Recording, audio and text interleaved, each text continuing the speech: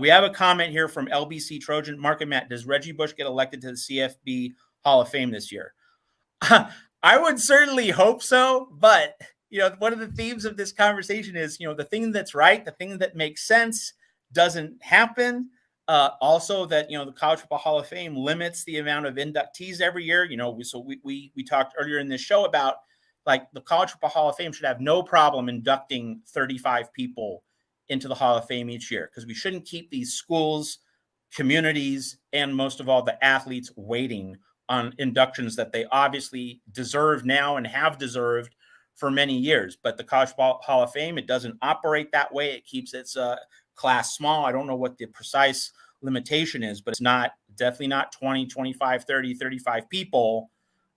So I would certainly love to see it happen, but that certainly doesn't mean it's actually going to happen. And, we just need to blow up this process because it's fatally flawed. Well, I got to think with him that there's going to be a character guideline or something applied there where they kind of reconsider, because his Heisman Trophy is still officially been taken away from him, correct? It hasn't been given back to him. That's for darn sure. Yeah.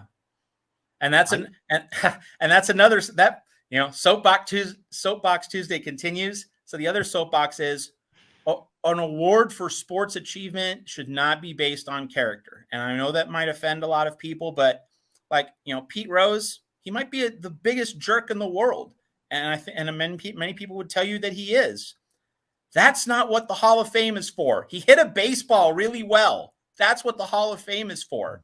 And, with Roger Clemens and the steroids, I can see how that's a bit of a different conversation, but the measuring stick there should be, was he a Hall of Famer without the steroids? Yes. Like, he had already established himself as a Hall of Famer before he started taking steroids. It's the same with Barry Bonds. He had not bulked up when he was a Pittsburgh Pirate, and he had already set an elite standard. If the using of drugs or cheating, influenced how good you were, all right, then you get barred. Then you don't get let in. But if you were great at hitting a baseball, throwing a football, how fine a person you are, this is not a morality test. This is not electing a president of the United States. And we really have to get away from that. Did you hit a baseball better than anybody else who ever lived? Yes? Okay. You're in the Hall of Fame for baseball. Like, it's that simple.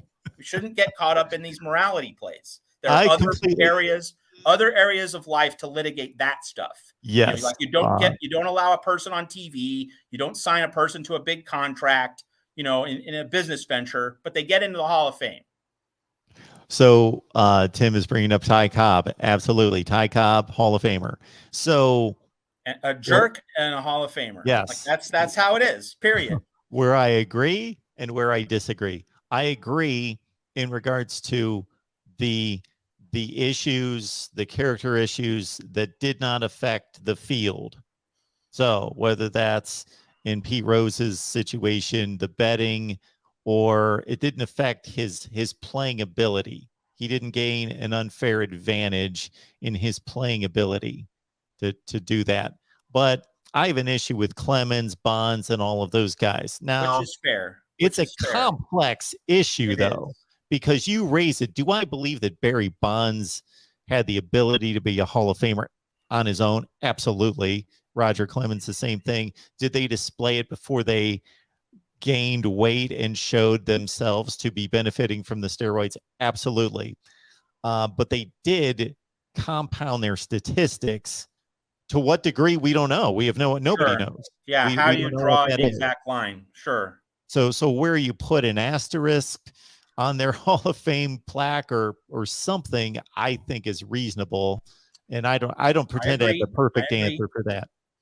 I agree. I think that's an entirely fair point. I think that is kind of the middle ground conversation with them. Like, if they were a Hall of Famer before they started using, yes, but when do you draw that line? It is a point of ambiguity, and therefore very much up for debate.